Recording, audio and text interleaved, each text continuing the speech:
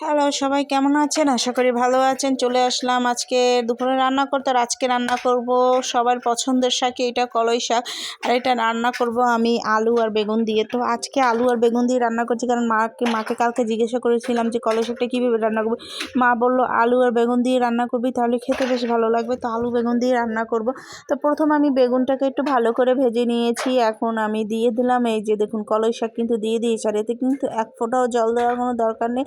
কলই শাকটা ঢেকে দিলেই অনেক পরিমাণ জল বের হবে, তাতেই আমার কলই শাক সেদ্ধ হয়ে যাবে। তো যাই হোক, এখানে এই যে দেখুন কলই শাক একদম কিন্তু রান্না রেডি হয়ে গেছে। আর আমি একটু আস্তা করে মরিচ কেটে দিয়েছি, কারণ হচ্ছে মরিচ যদি কেটে দিই, এই মরিচগুলো প্রচুর ঝাল, তাহলে আর বাচ্চারা খেতে পারবে না। আর কলই শাক বাচ্চাদের বেশি না খাওয়ানো ভালো, অল্প খাওয়ালেও একটু খাওয়াইয়েছি, যেহেতু শীতকাল চলে যাচ্ছে আর প্রায় তো গরমই চলে আসছে। তো এই তো দেখুন কলই শাক একদম রান্না হয়ে গেছে। এখন বাটিতে উঠিয়ে নিয়েছি। আজকের কলই শাকের ঘ্রাণটা এবং স্মেলটা এত সুন্দর আসছিল, ওর বাবা ছিল, বলতেছে খুব সুন্দর একটা ঘ্রাণ বেরিয়েছে।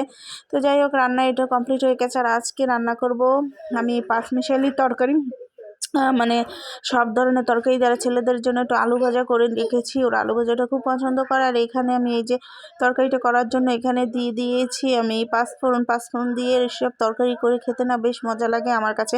কার কাছে কী লাগে জানি না, বাট আমার কাছে অনেকটাই ভালো লাগে, তাই ভাবলাম আমি এভাবেই করে রান্নি। তো এখানে আছে টমেটো, সিম, আলু, শালগম, আর কিছু নেই। আর এই এই জাস্ট এই কটা, ও বেগুনও আছে।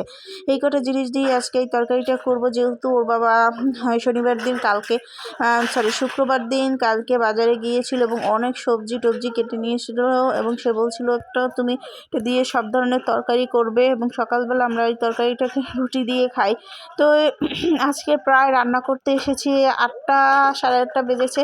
ওই সাইডে আমার ভাত হয়ে গেছে। তো ভাবলাম সকালবেলা সবাই যখন ঘুমাচ্ছে, বন্ধের দিন, তো ভাত হয়ে গেছে, তো ঘুমাকে এই ফাঁকে আমি রান্নাবান্নাটা কমপ্লিট করে ফেলি। তো দুপুরবেলার রান্নাটা সব কিছু আমি রাতে রেডি করে রেখেছিলাম, যার জন্য এখন সকালেই বসিয়ে দিয়েছি। তো এখানে কিন্তু হলুদ লবণ দিয়ে দিয়েছি, এখন জিরার গুঁড়া, ধনের গুঁড়া, মরিচের গুঁড়া দিয়ে এটাকে এখন ভালোভাবে কেড়ে নিচ্ছি, একটু মেখে ঝেঁকে নিচ্ছি। তারপর ঝোলের জন্য এখন জল দিয়ে দেবো। এটাকে অনেক কথায় শুক্তোও বলে, আবার অনেক কথায় তরকারি ঘ্যাটও বলে। তো যাই হোক, জানি না কোনটা রান্না করছি, এভাবে রান্না করে খেতে ইচ্ছে করছিল, তাই এভাবে রান্না করেছি।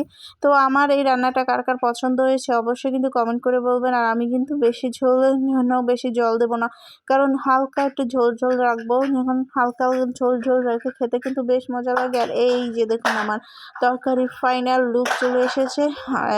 ঢেকে রাখার পর আমি তো জল দিয়েছি, আগে যা জল বের হলো তো বের হয়েছে। আর এইদিকে কিন্তু তরকারিটা হয়ে গেছে।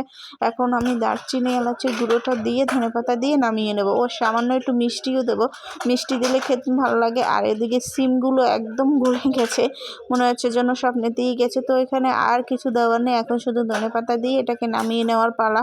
তো নামাতে গিয়ে আসলে আমি ভেবেছিলাম ওই বাটিটাই ধরবে, কিন্তু নামাতে গিয়ে যা অবস্থায় পড়েছি, নামাতে গিয়ে অর্ধেক এদিকে পড়ছে ওদিকে পড়ছে, পরে তার সঙ্গে দেখুন কি অবস্থাটা, আপনারা দেখলেই বুঝতে পারবেন। এই যে দেখুন, মানে আজকে নামাতে গিয়ে খুব একটা বিব্রতকর অবস্থায় পড়ে গেছিলাম। তো এই তো রান্না আমার কমপ্লিট হয়ে গেছে। এই যে আজকের মতো রান্নার ডান। তো আজকের মতো ভিডিওটি এই পর্যন্ত, ভালো থাকবেন সবাই।